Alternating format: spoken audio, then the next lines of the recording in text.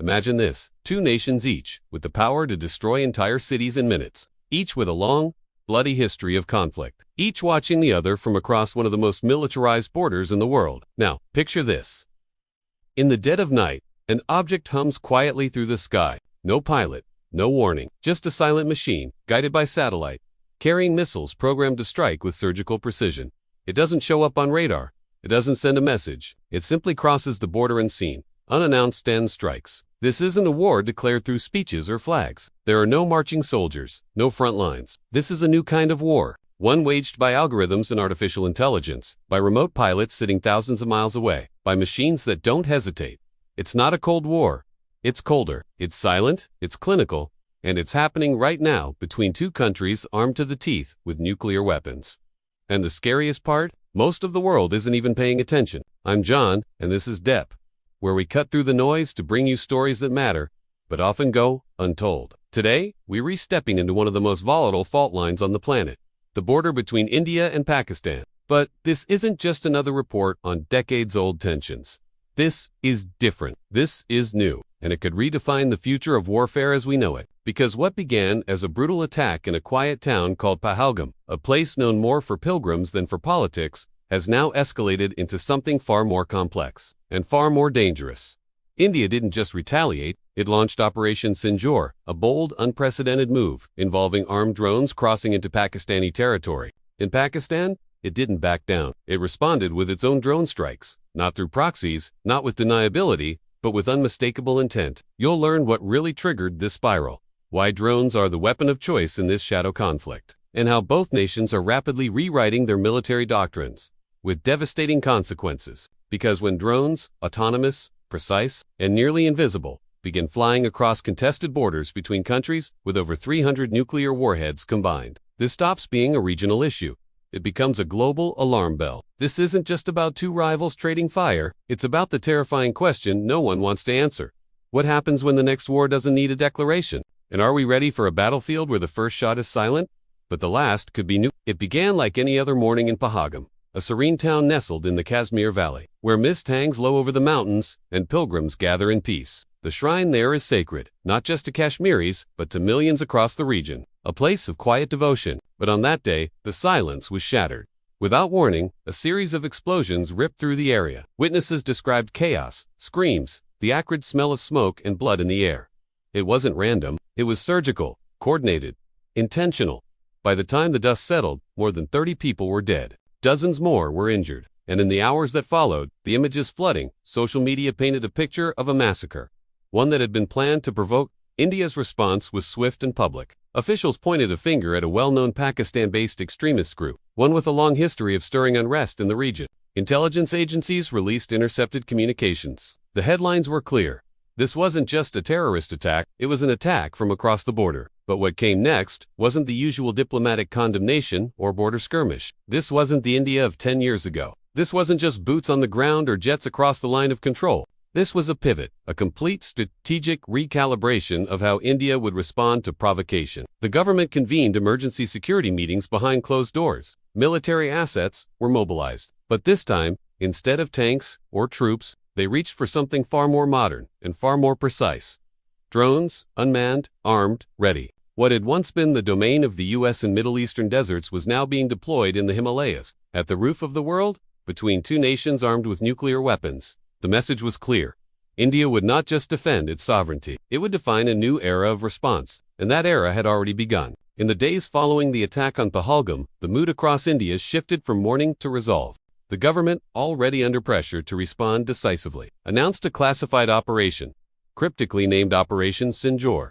The name itself carried symbolic weight. Sindoor, the deep red powder used in Hindu rituals, symbolizes both devotion and sacrifice. But in this context, it carried another message.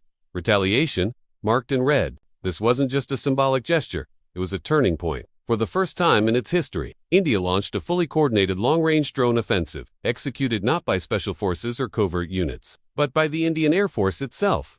From secure underground command centers and satellite-linked terminals, the targets were clear. Alleged militant training camps located deep within Pakistani-administered territory, Campstat, according to Indian intelligence, had provided logistical and ideological support to the perpetrators of the Pahalgam massacre. But this operation wasn't conducted with fighter jets screaming overhead or boots crossing the line of control. It was quiet, almost invisible. Dozens of drones, including Haran TP systems acquired from Israel and the newly operational MQ-9B Sea Guardian drones, took off from secure bases across northern India. They were sleek, equipped with high-resolution thermal optics, encrypted communication systems, and precision-guided munitions. They didn't just fly. Crossing the border under the cover of night, these drones navigated hostile terrain with satellite precision, locking onto targets with zero human casualties on the Indian side. Their strikes were surgical, eliminating buildings, vehicles, and what Indian military sources described as Havalia operatives. But they did more than strike physical targets. They crossed a line, a strategic one. For decades, Indian military doctrine had emphasized restraint, even in the face of cross-border terrorism. Retaliation, when it happened, was often through diplomatic channels or limited force incursions. But Operation Sindoor rewrote the playbook by deploying armed drones into foreign airspace. Without prior warning or conventional air support, India sent a new message to its adversaries. We will not wait, we will not ask, and we will not hesitate. But such a shift carries consequences. In targeting militant infrastructure, India also challenged the notion of sovereignty, directly flying lethal machines into a neighboring nuclear power's territory. That raised alarms not just in Islamabad, but also in Washington, Beijing, London, and Moscow. Behind closed doors, diplomats scrambled to assess what this meant. Was this the beginning of a new doctrine of preemptive drone warfare? Or was it a dangerous escalation, one that could set off a chain reaction with consequences far beyond Kashmir? What was once a localized flashpoint had just become a laboratory for the future of warfare. Silent, remote, and disturbingly efficient. The images of Operation Sindoor still echoed across international news cycles when the next chapter unfolded. Only 72 hours after India's armed drones hit targets in Pakistan-administered Kashmir, radar operators at an Indian forward command near the line of control detected unusual aerial signatures. Silent, low altitude, fast. They weren't birds, they weren't Indian aircraft, they were drones, Pakistani drones. The retaliation had begun. This wasn't a vague denial or diplomatic protest. Pakistan responded, not with statements, but with payloads. Dozens of UAVs crossed into Indian airspace, flying low to evade detection, weaving through the rugged terrain of Jammu and Kashmir. These weren't surveillance missions. They were targeted strikes, calculated and deliberate. Outposts along the frontier lit up with emergency sirens. Indian troops scrambled for cover as Pakistani drones targeted border bunkers, radar stations, and mobile surveillance towers, crippling key nodes in India's northern defense grid. But this wasn't just about military retaliation. It was symbolic parody. For years, Pakistan had watched India's drone capabilities evolve. Now, it revealed its own hand, and it was formidable. Deployed in this counterstrike were Pakistan's Buraq armed drones, developed in collaboration with Chinese partners. These drones, equipped with Bark missiles and AI-guided targeting systems, had already seen action in Pakistan's internal operations against insurgent groups in the tribal belt. But this was their international debut in the shadow of nuclear risk. Also in the skies were smaller, more agile drones, resembling those used in urban warfare, capable of disabling communication towers, jamming signals, or even carrying miniature explosive payloads. These microdrones were believed to have been adapted from Iranian and Chinese designs. India's defense installations, once considered secure behind conventional anti-air defenses, were now vulnerable to this new, low-signal. The psychological impact was immediate. For the first time, civilians living in the northernmost villages of India reported seeing strange machines hovering, lights blinking red in the fog. Mobile networks faltered, airbases went dark, switching to emergency backup systems. In Islamabad, government officials framed the operation as a measured defensive act, designed to demonstrate that Pakistan too possessed modern deterrence, fast, precise, unmanned. But behind the scenes, analysts saw a far more unsettling picture. This wasn't a retaliation in the traditional sense. This was the completion of a cycle. In just a few days, two nuclear-armed nations had directly engaged one another. Not with tanks or soldiers, but with drones and artificial intelligence. For military historians and security analysts, it marked something unprecedented. Never before in human history had drone warfare escalated to this level between two countries with nuclear capabilities. No human pilots, no battlefield declarations, no official wars, just automated weapons, silently invading sovereign skies, exchanging fire in a new kind of theater. Digital, remote, deniable, and deeply dangerous. The threshold wasn't crossed. It was shattered. The doctrine of minimum credible deterrence, once built around the fear of nuclear reprisal, was being rewritten by code satellite links and AI protocols, and the world watched. In silence, and with growing unease, India and Pakistan, two neighbors, bound by history, scarred by partition, and locked in a rivalry that has lasted over 7 decades. Between them, they possess over 300 nuclear warheads. Each missile, each silo, each command bunker, all of it meticulously calibrated to maintain a delicate balance known as mutually assured destruction.